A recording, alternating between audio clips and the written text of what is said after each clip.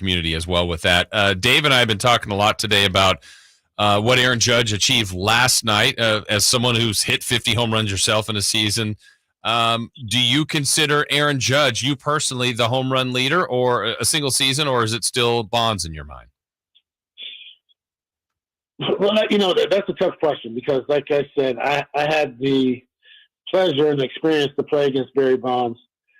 And, and I played on those Padre teams, when we were in the same division. I've never seen anything like it. You know what I mean?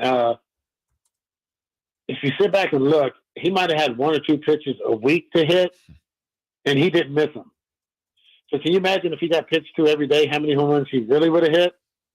But, that's not to take anything away from Aaron Judge because he's a class act. He's a wonderful, wonderful kid. And, being local, having the chance to meet him.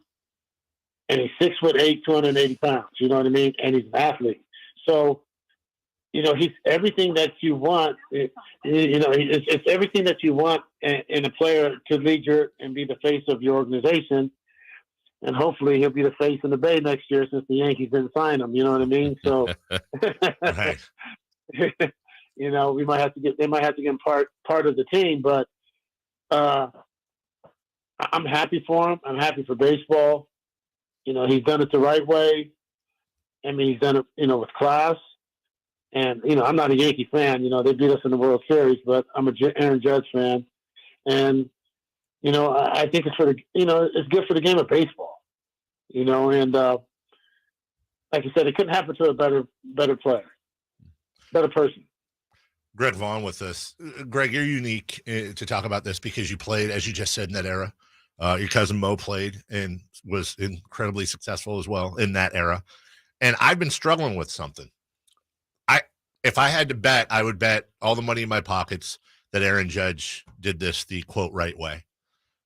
Is it fair for fans like me to have the little itch in the back of their head saying, well, the last time we went through a record break, everyone, involved pretty much tested positive. So if you're baseball, do you release his test just so he doesn't have to deal with that? I feel dirty asking that, but I also feel like not enough people are questioning whether or not he's clean, asking for the results, and then moving on.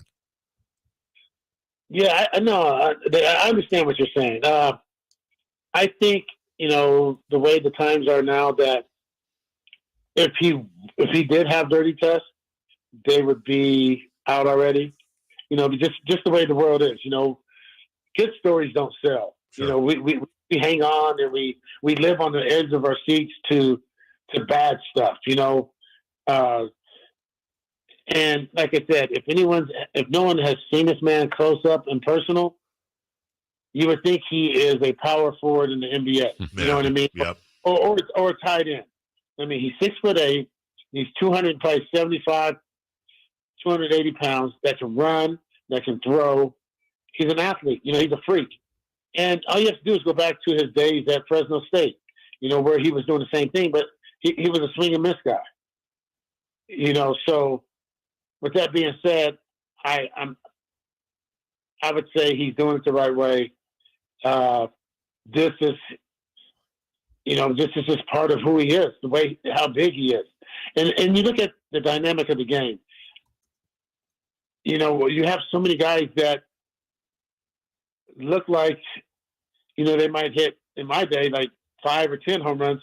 They're hitting 30 and 40 home runs. So a guy 6'8", 270 pounds, if he squares up a few more balls and the ballparks are a little smaller, not taking anything away from him because, he's a big man. He's going to hit him out everywhere, but I just think it's the nature of the beast. This is the game that they wanted to have, the bats are harder, the balls are harder, the ballparks are smaller.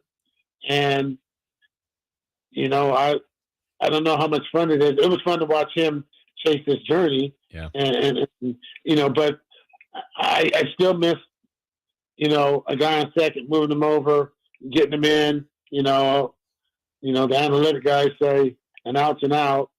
I sort of disagree. Those last 3 outs last 6 outs in the 8th and 9th inning are a lot harder than those first know, 23 outs during the game. You know, so it's just different that this is the ball game, and this is the game that we have as baseball. You know, everyone strikes out. Yep.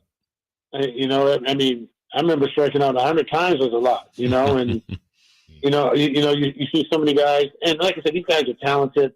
The pitchers are throwing harder. You know, they have so much information. You know, with the defenses and stuff, but I just know one thing: if you put everybody on one side of the field, I can hit a ground ball over there and get a run in. You know what I mean? Yeah. Maybe not now, you know, because I'm old. It might hurt. You know, I didn't have to get a pitch runner, but you know, I just think we're losing the basics of baseball. You know, but then too, the guys are so talented too that they make up for it. But I like moving runners over, and I like, you know, hitting a ground ball to shortstop or second, getting a run in.